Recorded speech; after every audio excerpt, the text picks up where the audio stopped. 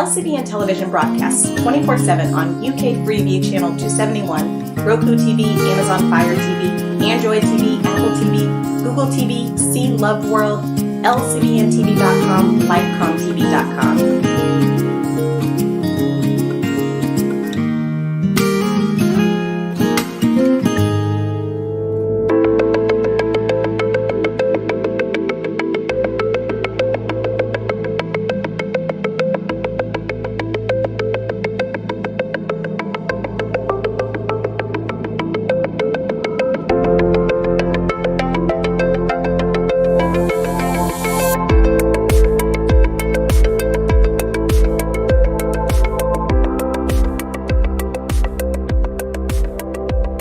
Good evening and welcome to another episode of Conversations with Lydia.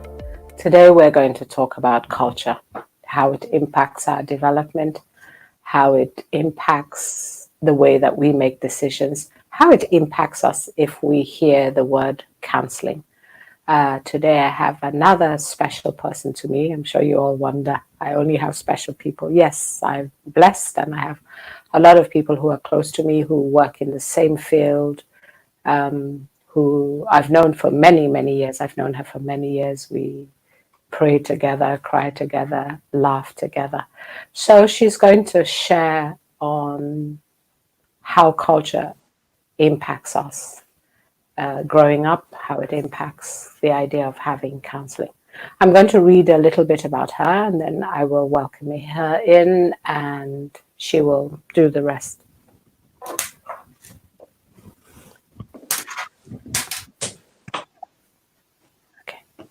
Modupe Abolade is a qualified person-centered therapist who is also a member of the BACP, we call it, but it's the British Association of Counselling and Psychotherapy. She's had 15 years of working with children, adolescents, and adults dealing with bereavement, relationship troubles, anxiety, and other mental health issues. She works across London in various diverse sectors, including a nationwide charity that deals with all aspects of family life, such as stages of a child's development, parenting/relationship support. Modupe currently provides counseling support for children, both in primary and secondary schools through Place to Be. And she has been privileged to work with some of the children affected by the Grenfell fire. In addition, she runs her own private counseling practice called Mafeta. Good evening, Modupe. Good evening. Welcome to Conversations with Lydia. Welcome. I usually ask my guests what brings them or what has brought them to the world of counseling or psychotherapy or psychiatry. So what was your journey? Thank you for asking. As you know, in our society, when you talked about counseling, it sounds like a taboo. And I came to the point in my life that I was going through a lot of situation that was beyond my understanding, especially in my society. So while dealing with the situation, somebody suggested counseling. For me, it was like they were talking in another language. Counseling? Seriously? No, not for me. But I remember it was getting too much, and it get to the point that even though I was praying, the prayer was helping me in my spiritual aspect of life. But really coming face to face with the situation, I realized that I needed to speak to somebody.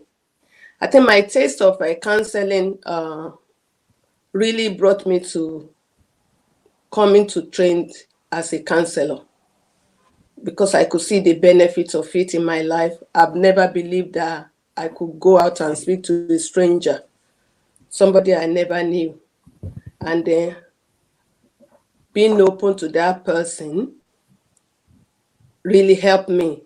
I think I was in counseling for many months before I could actually open up to the counselor. And seeing the result of it, I thought to myself, wow, this is really good. I need to help my community. That was what brought me to counseling. Okay. Actually, that sort of really ties in with what I hope to achieve with this program. The idea that Christians also need counseling. The idea that I believe in prayer, I know you do, but sometimes counseling can be another option as well as prayer. So how have you been able to do that with your clients, if they're Christian clients? For me, I made it clear to people that, look, I'm not a Christian counselor. I'm a Christian that happens to be a counselor. So whether you are a Christian or non-Christian, I'm open to listen to what you have to say, be at your level, and working with you. So for a Christian, it is very hard for a Christian to accept the idea of counseling. So because they believe that it's all about prayer and they want you to give them a Bible passage to say, okay, meditate on this. But I said to them, look, I'm a Christian, but you have to face the reality of life, which is coming to face with the issue. First of all, we don't like talking about the issues. So I advise them to talk about it. Coming from an African background, we have a lot of issues from our childhood. And many of it is what is really troubling us at the moment. So I think for me, I try to let them understand that you can't sweep anything under the carpet when you're in counseling.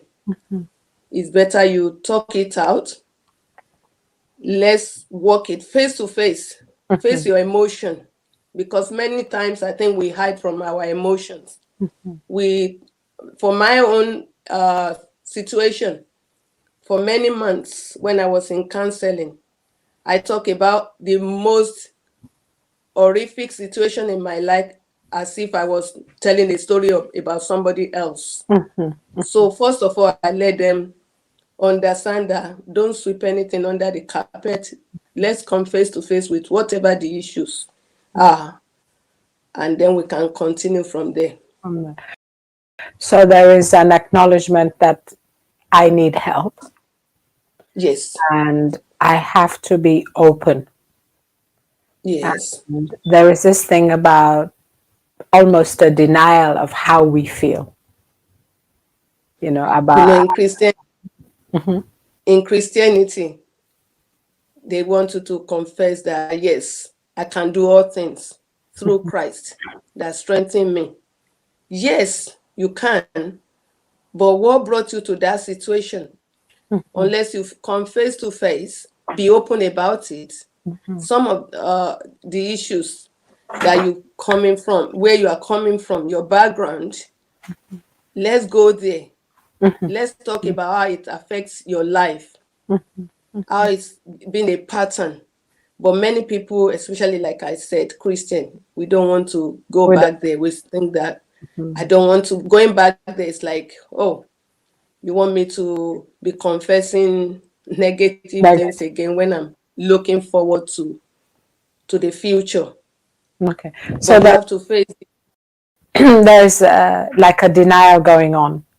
Definitely. Yes. And I think I always say to people that if you read Jesus and his interactions with people, you will see that he would stop and ask you, what can I do for you? Yes. Which is an acknowledgement of, he can see that the person is blind, but he still wants the person to say, I am blind, can I see?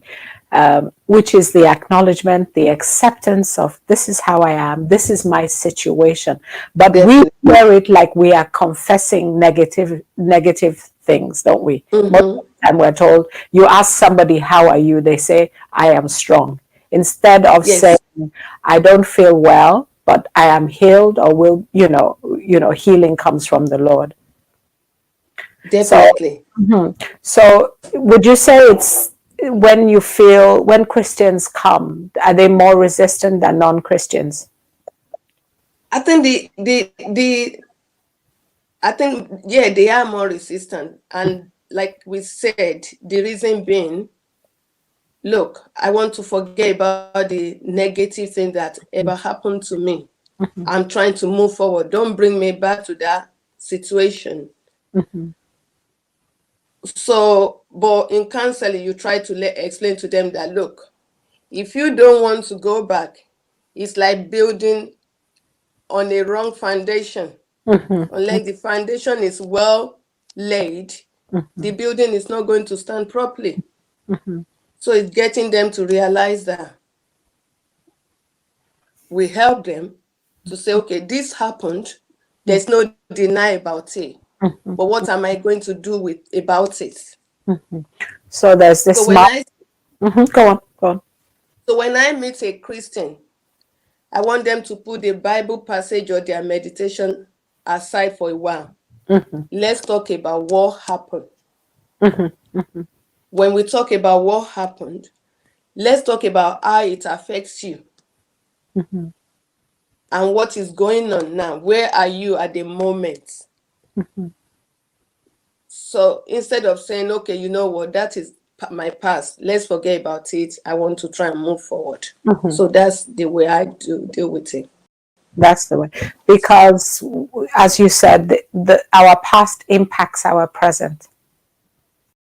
Definitely. And the future would not really come to pass if we haven't looked thoroughly at the past. But I think a lot of times we are told to forget those things that are behind us, just keep moving. But some of those things follow us. And a lot of the behaviors, and I think we will call in counseling self-sabotage. Yeah, it's probably stemmed from these incidences or traumatic moments that we haven't actually dealt with. So how would you encourage somebody who is stuck like that in that thinking? As you know, counseling it's a lot of time. A lot of time is needed. So it's not something, I think that's another thing we do in Christianity. We don't have time. We want things to be done. Okay, I'll talk to you today, and tomorrow you come. If you come in next week, now it becomes like, oh, here she comes again, this woman with trouble.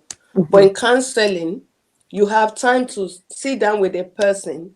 They might come today and they might spend 1 hour just talking about one issue. And you're on that particular issue for an hour. So it's giving them time that is necessary, that they require. Even if they come to counseling and all they want to do on that day is just sit down there without saying anything, the time is there for them. They have that space. So you are not in a hurry to go anywhere or to say to them, you know, I'm tired of hearing all this over and over. So what I advise to them is that the space is yours. However you want to use it. You have the chance now for somebody who is here to listen. I'm not going to judge you. I'm not going to say you put yourself in that position anyway. So why do you put yourself in that situation? No. My space is to be there, that listening ears, to hear your story, regardless of how awful it is. And also we have such busy lives, I think Christians particularly. We have almost no time to think, no time to feel, no self-care, because actually coming to counseling is self-care.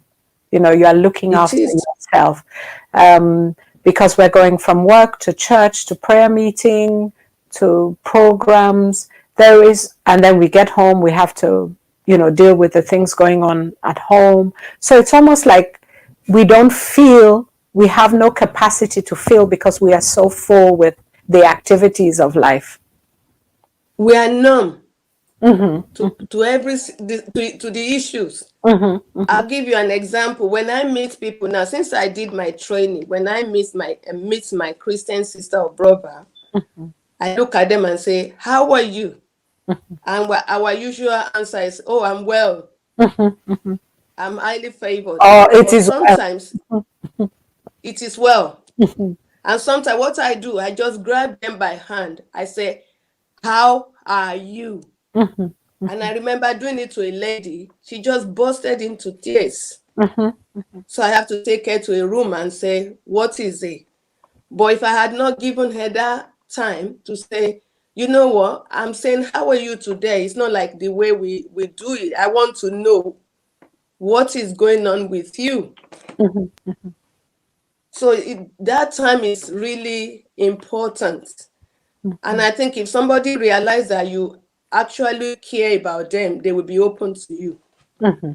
So if somebody actually stops for a moment to really ask, because I think when people are asking that, it's just what we do, like good morning, how are you, and then the person responds, I'm well, but we're not even listening to whether they're well, they're not well. We're not looking at them to see whether they don't look like themselves, so they might be feeling sad today, but nobody cares, because we're all in this it is well zone, and we're not in church, so we're nicely dressed. We've left the problem somewhere, as you said, under the carpet or in a little box at home. And we've come to church now. We'll all sing, be very happy, confess, go home, and the problem will still be sitting there. Definitely. And you actually find out that sometimes the people that ask you, how are you? They're not waiting to even hear your response. When they say, how are you? You knew yourself that they are not ready to listen. So you automatically say what comes out of your mouth. Yes, I'm well. Thank you. God bless. Okay. So in terms of this hour or 50 minutes they spend with the counselor, it allows them to sit actually in quietness. It allows definitely. them to feel, allows them to bring into their remembrance, let me use scripture today, of things that they actually want to forget. And I know your training is person-centered, and Carl Rogers was a Christian. So yes. So do you want to talk a bit about your training and why you chose person-centered? You could see person-centered. My tutor, what the analogy that he used, I think made me to really attracted to person-centered, because he used the analogy of the Good Samaritan. You know, the Pharisee walked past the man and was so much in hurry to go wherever he was going, to go to the church service, prayer meeting, and everything. But the Good Samaritan, what he actually did was come down to this man's level, be with him, nurse him, he washed him, took care of him before he handed him over to somebody else who was able to take care of him before he comes back from his journey. And he actually paid for the treatment. So this is what I believe Christianity is all about: come to people's level. And I think that is what we are not used to in the kingdom now. To sit down with the person that are hurting, to say, I don't understand what you are going through, but I really want to know. Tell me, how does it feel? What is that pain of losing your child like? I know it's going to be all right, but I don't want to say to you now it's going to be all right, because I know the way I'm looking at you, it's not all right. So I use the 50 minutes to say to whoever comes to me, like, if you want to spend that 50 minutes to just cry because I want to feel your pain, and you can't sit with somebody crying for 20 minutes without feeling what they are feeling. So the 50 minutes helps. It's not about quick work. It's about feeling the other person's pain. I might not have lost my child, but looking at the way you are now, I'm being open to say, if you feel like rolling on the floor, sister, you are free to do it. If you feel like shouting, please do. I do understand. I think that is what counseling offered people to say, because if you are sitting with your relatives, what they are hoping to do is say, oh, it's going to be all right, sister. Oh, you remember that lady that so and so that it happened to? Look at the way she is now. You will never have thought that she has gone through such a thing. Yes, that sister went through it, but that sister is not me. So counseling is offering the people that space to say, look, however you feel, just express it.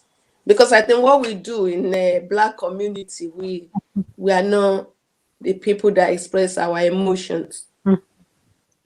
We are going through some situation, you crying before the people sees you, but the moment you see people coming, you wipe your tears, you put on powder, because you don't want them to see that emotion.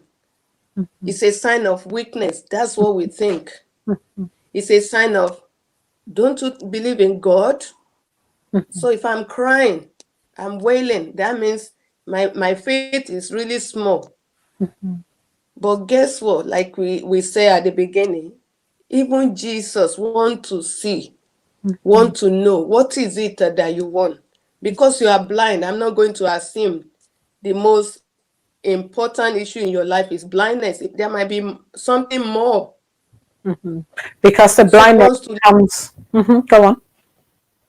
So because there's something behind blindness, there are some emotion issues that are really behind blindness. How does it feel to be blind? Tell me, I want to know. What is it like to wake up in the morning not knowing whether it's dark or black or orange or anything? Let me know. So Jesus goes to the root of the situation. And that is what I think counseling offers the people. I like that illustration of the Good Samaritan, because he binds the wounds of the man who was wounded. Yeah. And it's a type of Jesus binding up our wounds. And this is what happens when people come to counseling, when they come to psychotherapy. They're sitting with somebody who's going to help them, look at the wounds, because when we have a wound, we have to pour some kind of disinfectant, we have to wash it out, sometimes we have to stitch. So this person is helping you do that with your emotions. So helping you look at them, helping you feel, telling you, it's okay to cry because I know it's painful. I will cry with you. I feel your pain. I understand. And we at the end of the time, the wound is healed. The person is fit now to continue life. I think what is important also to draw out is the fact that Carl Rogers was a Christian. Yeah, and he developed this person-centered. So it's not actually a new thing. No, it's something the people on the other side developed. And I think every time I train or read through books, even Freud, you can see Christianity in most of counseling. It's just that somebody sat down, inspired and drew out some truths that we use now in training, and it is a gift that is now ascribed to something else. And I think that also is what makes it difficult. And sometimes Christians would say, I don't want to go to a counselor because I don't want them to fill my mind with something. Have you heard that before? Yes. Yeah. So it's part of the fear that this person has some kind of mystical power, and they're going to feed my mind with some strange thoughts. I'm going to go there and open up myself, and then they're going to feed me with something. And then when I come away, either I become an unbeliever or I become a crazy person. What do you think about that thought? I think like we said at the beginning, you see, when you, let's say for example, when you meet somebody who is has gone through trauma, because you bringing them face to face with the issues, it's going to hurt them. Because they don't want to talk about it, and the reason being because of the emotion that is accompanying the trauma that they've been through. And when they come to counseling, they begin to tell the story all over again. So it's like going through the whole ordeal of the trauma once again. But what you find out in counseling is that when you begin to talk about the issues, it becomes less of a painful thing, because now you are facing the issue, you are talking about it, something you don't think properly about. This gives you time to really think deeply about what happened, and then you're able to analyze the issues. You're able to, it's like shredding a paper. You're able to shred it. And then they're now sitting. So I think that is why most people don't like it, because now I cried when the event happened. I've forgotten about it. I'm trying to move on. Now I'm seeing a counselor who is asking me the story all over again. So the fear of going through the pain again, but not knowing that when you talked about the issue, it's not as big as it was when it happened. But if you refuse to talk about it, there are some things that will happen that will bring back the memory of what happened. And when you are dealing with it at that point, it's like the whole thing just happened again. So the counseling helps you now to face the issues, to face the emotion, and then to move away from it, to find a solution. I think that's what person-centered do. Does, yeah. Person-centered believe that in each one of us, we have the capacity to deal with the issues, because we are all adhere to improve, to grow, and because of that, you have everything that you need within yourself to go through the situation and overcome it and move on to be a better person. Now, what you now find out that when you are given that space to talk about it, at times the issue that happened really badly, you cried about it. In your crying, you are laughing. Then you go back to crying, and then you laugh. Then after a while, it becomes like, oh, really? Did I really went through that and I came out? So now you are able to deal with it because you are given the space to really analyze it, to find a solution within yourself. You become stronger.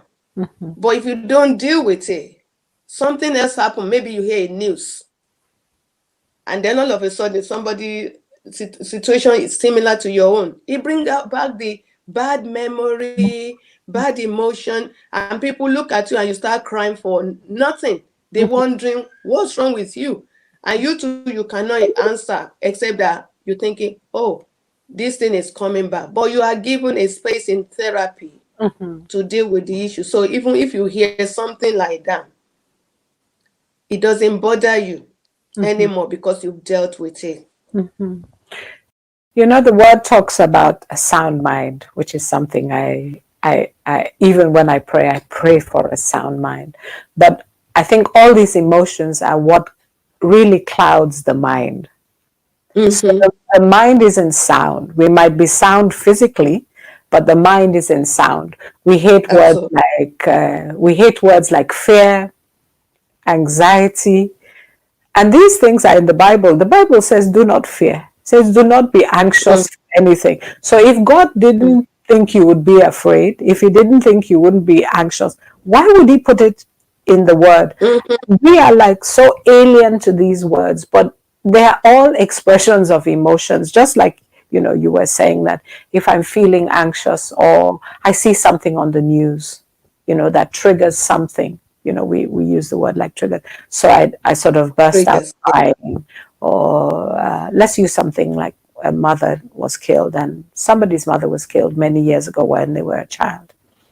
And then they see it, it comes up on the news, and this child has lost his mother. It then resonates with something the person has experienced. They burst into tears. Yeah. So that's an example of something that is unresolved, that we're carrying somewhere in our subconscious, somewhere in our minds, that triggers emotions. Definitely.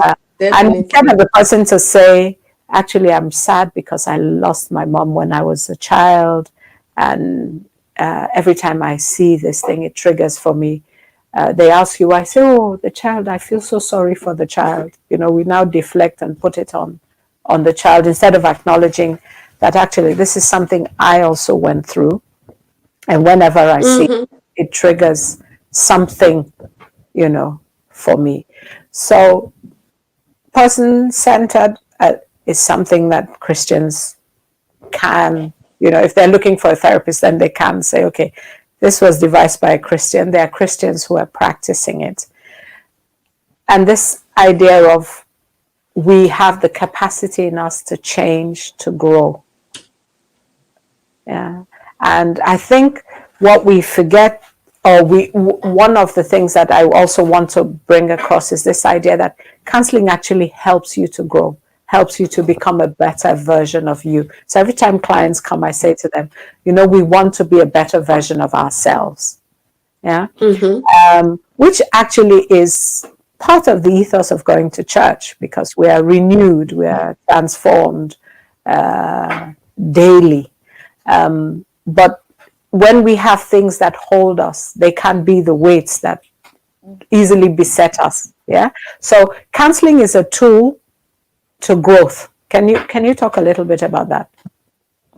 The reason why counseling is a tool to grow, you can't really, we talked about the issue, the something triggers your emotions, and sound mind.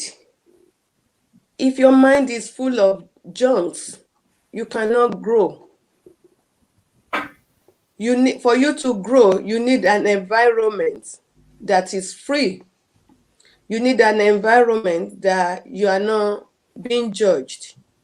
You need an environment that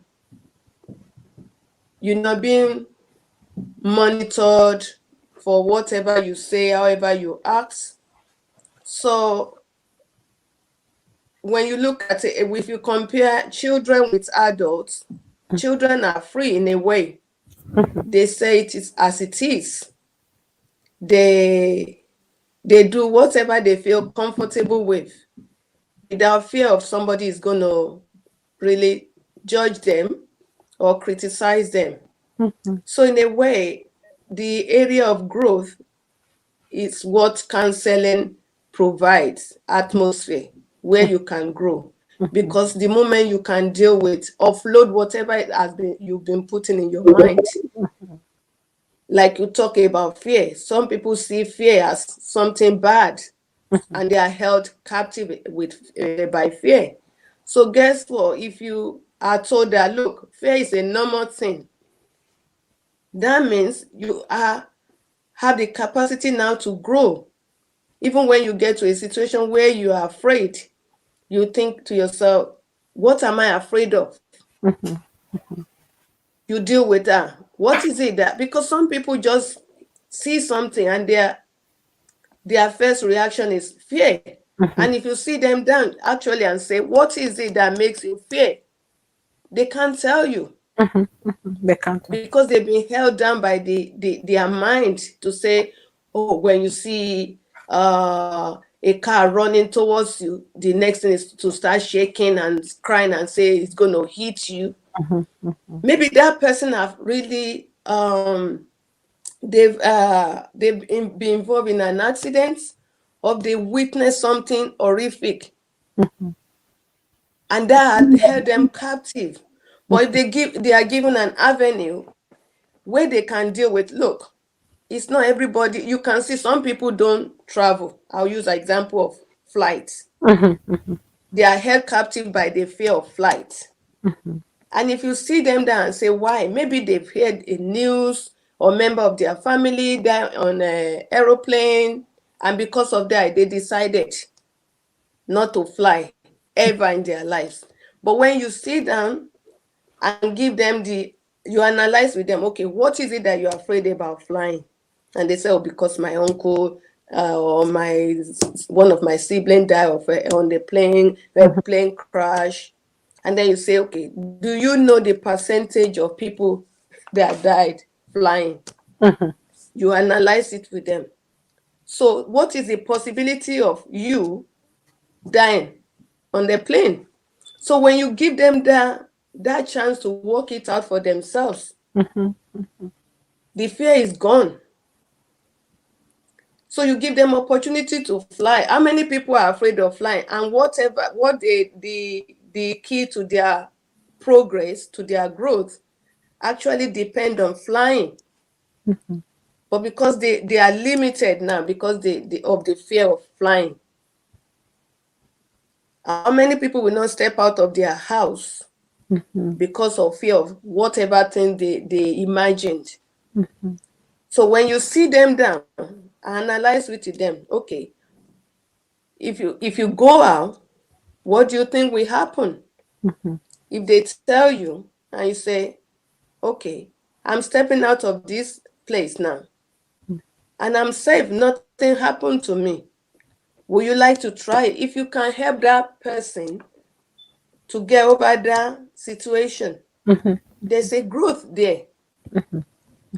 So that now they have the chance of going out to look for a job, go out to socialize with other people. So there is growth. So the growth helps change situations that they were stuck in. And I find sometimes a lot of people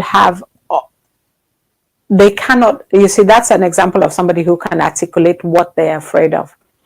There are some people who can't articulate it. They're always in fear or they're always having anxiety. Yeah. They live constantly in, they're afraid, they come out of the house, they feel fear. They get on the bus, they feel fear. They come home and they think their house has to have been broken in. So they're constantly living with this fear or anxiety. And you said something that actually these emotions are real. They're part of living.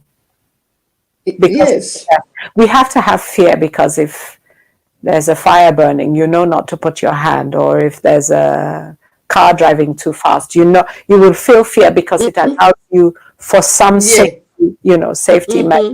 If you're going to do something you've never done before, you will feel some level of anxiety. If I'm running late for a meeting now, I will feel anxiety. So I think sometimes we talk about these feelings as if they're all bad. They're all bad feelings.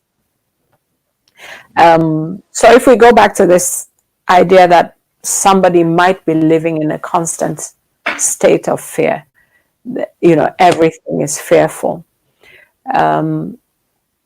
Sometimes, do you feel that is a lot of unresolved issues that stem from that has left them with fear, and then something else happens, they feed into the fear, and so now they're walking around with when my clients come, I say, imagine this is a ball of wool and we're trying to find the thread, and then when we find it, we then unravel it, and all of it now doesn't it's not coming tangled. When somebody comes and they says, oh, they're feeling really anxious, I say, okay, anxiety is normal.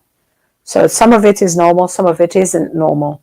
And then we have to go through and find out which is low-level anxiety, which is something that I'm reacting to about something that has happened before that I didn't resolve. So do you feel that, when people also hear about counseling, they will think, oh, it's something crazy people do. Yeah. Or it's something that if I go into it, I will be there for years, because there are sometimes stories of people being in therapy for years and years. Mm-hmm. So do you think people in the Black or the BAME community have these kind of thoughts, myths about counseling, that it's either for really crazy people, or if I go into it, that I won't be able to come out? Yep. When you look at our society anyway, we are rooted and believe in our culture is about community. Mm-hmm. So the community is there to solve each problem that comes. Mm-hmm. So we don't believe that you have to go and see somebody for you to solve a situation. Mm-hmm. So some counseling sounds like a taboo. Mm-hmm. Why do you have to go outside there to go and talk to a stranger about the business that's supposed to be within the family, so within we have the house? secrets. Yeah. Yes. Mm-hmm. So that is there already to say, why going to outsider to go and talk about your business? Why taking your business outside the family? So we see counseling as a taboo, mm-hmm. as something that our culture doesn't agree with. Mm-hmm. And not because it's that we don't understand. For what you don't understand, you put different meaning to it. And so that's the way I see it. You know, that may work in a different world. So let's say we're living in Africa now, and then the community is there. You can go and see one auntie or uncle or grandma to talk about it. But now we're living in a society that actually we all are now individuals. There isn't that community feel. So even if somebody were to lose somebody, you know, like back in Africa, somebody would come and stay maybe for a month with that person, nursing them, trying to comfort them, cooking and cleaning. But this society doesn't allow us to do that. So we don't have that community system to rely on, you know, when we're here. No, we don't. We're still behaving like it exists, aren't we? Yes, we are. I think if you see, look at it, I think that is what people are looking for when we get ourselves into religion community. We are looking for a sense of belonging. Mm-hmm. Mm-hmm. Because we are trying to create that community where we feel comfortable, where we think we can share our problems. And the sad thing is that, like you said, we're in a different environment. People have to work. People have to attend to their families. So nobody has time to sit with you. In our community, when you are back home in Africa, you have a mother that just given birth to a child. They will have somebody that will look after the children. So we don't really understand postnatal depression, because they have people around them to look after everything. Now suddenly you find yourself in the Western world where nobody have time. So a mother come from the hospital with a baby. So you are faced with the problem to deal with it by yourself on your own. Somebody might call and to say, oh, how are you as the baby? And the person is giggling because they think it's fun to just for a new mother having a child crying all night, all day, but not really understanding the issue of isolation. So it's very difficult, but we still, instead of now looking for help and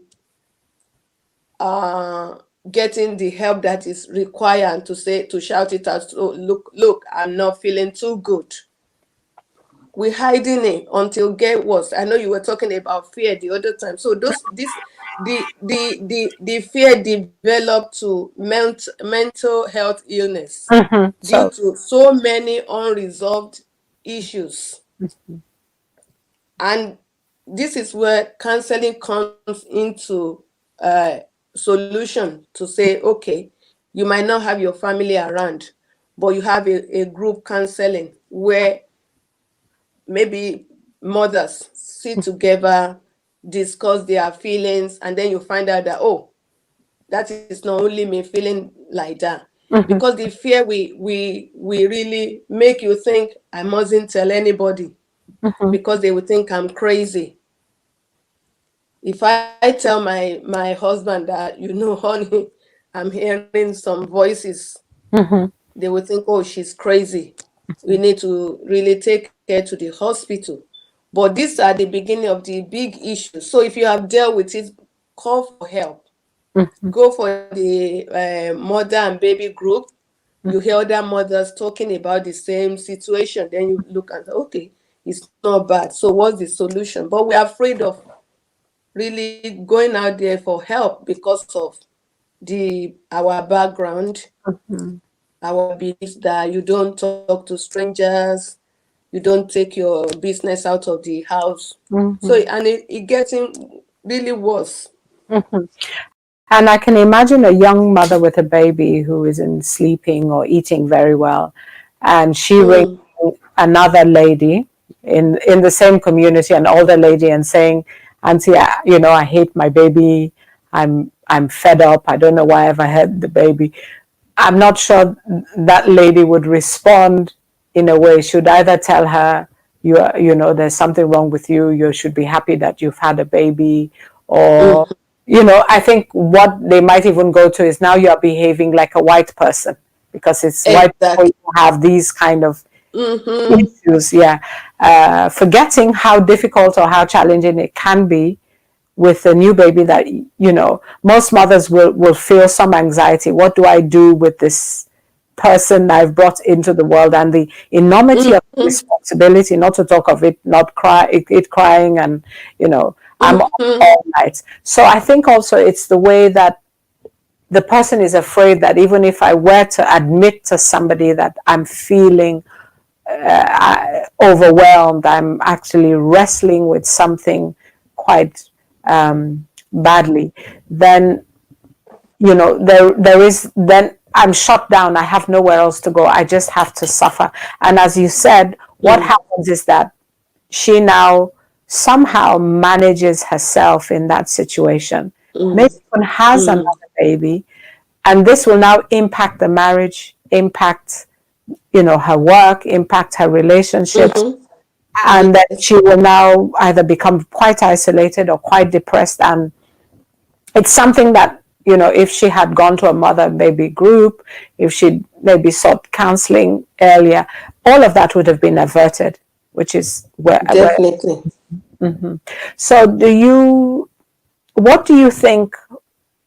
I know this program, and one of the things that I've done is brought on sort of mental health practitioners, that look like, look like us, so that our people can see that, oh, actually, there are Christians who are in this domain, who are doing really great work. We're doing a lot of great work with people outside faith, that we are impacting even with the faith. Sometimes I use my practice as, a way of evangelizing. And our people are suffering because of this stereotyping, because of this thinking that we have, the stigma that's attached to it, that if I said to somebody, actually, I'm not managing well, or a woman or husband whose wife has died, is constantly crying. One thing will say, oh, don't cry, it's going to be okay, it is well. But this person has been left without, their support, without the person they sleep next to, who is going to manage, without knowing what will happen about their future, or even people who get divorced. There's so many everyday issues that happen within the church, within our community. When I say the church, I mean the body of Christ, that we hide unmask and then come to church and, you know, do this Sunday morning feeling high thing. Everybody happy. Everybody is happy, you know, like we have a happy drug we take on the way to church. And then the minute, I think the minute we get home, the happy drug fizzles after, you know, a couple of hours. Definitely. I left. Okay. You have a very interesting name for your practice. Do you want to talk a bit about that? Yeah, mafia. I think when I decided I wanted to start a practice, I prayed and I asked God to give me a name for my company. And I remember one day I was just going on for a walk, and I saw keys, and I thought, keys, what has key got to do with counseling? So all the way for about a period of an hour, I was saying keys. So what does the key, what does it do? What is the significance of a key? So I kept on thinking. And then I said, you know, a key can open a door.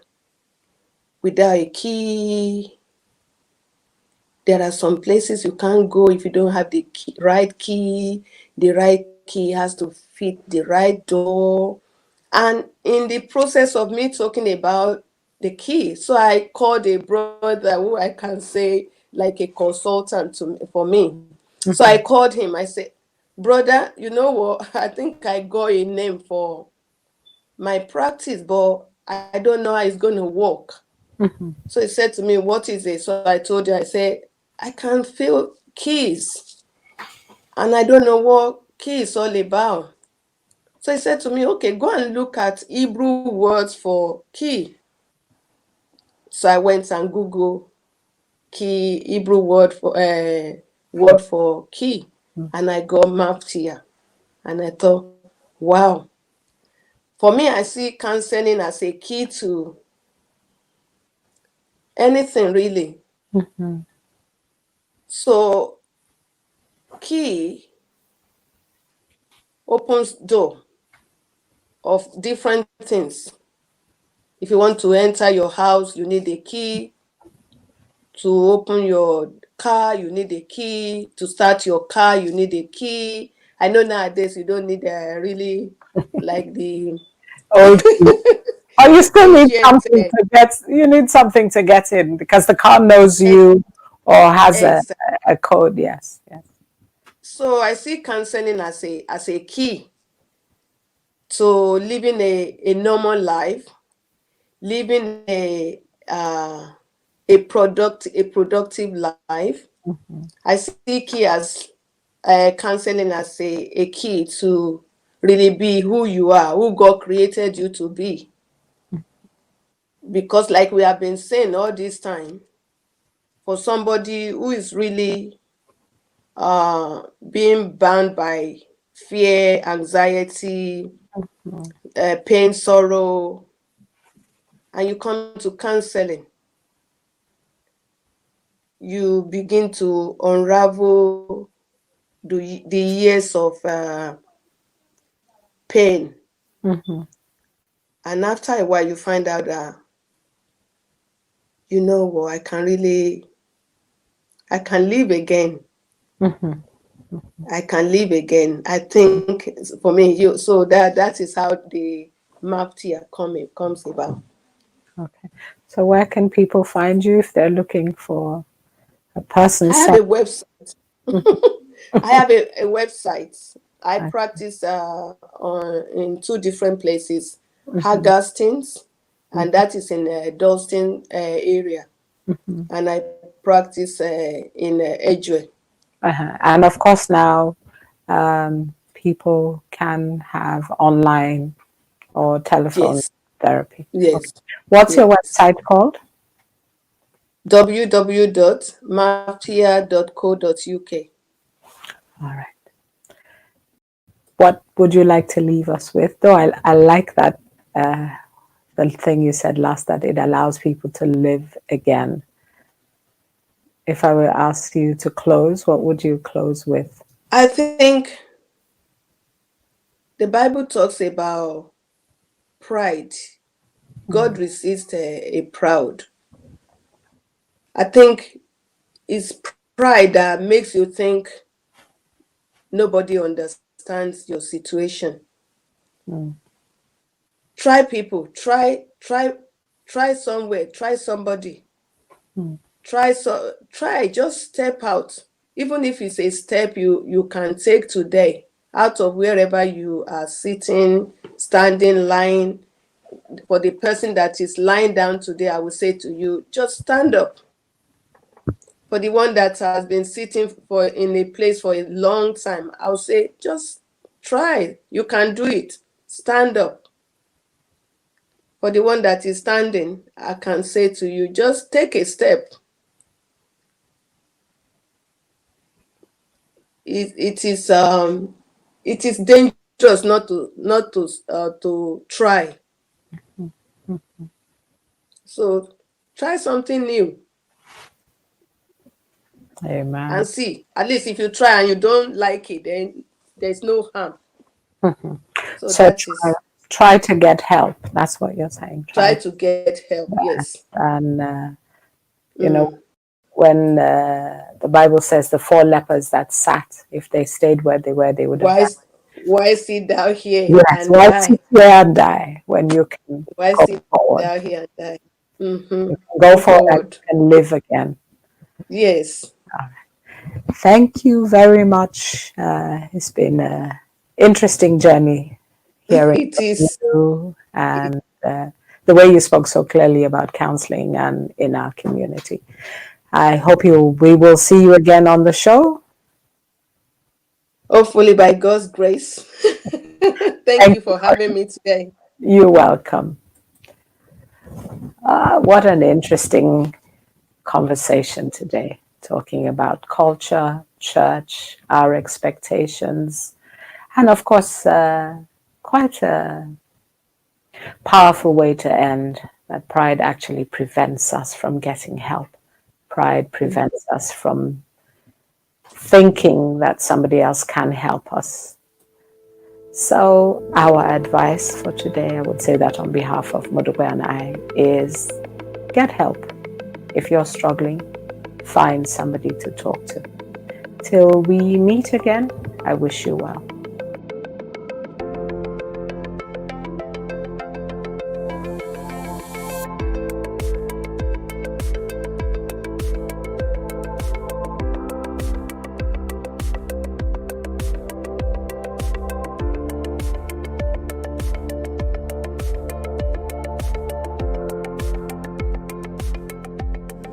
LCBN television broadcasts 24/7 on UK Freeview Channel 271, Roku TV, Amazon Fire TV, Android TV, Apple TV, Google TV, See Love World, LCBNTV.com, LifeComTV.com.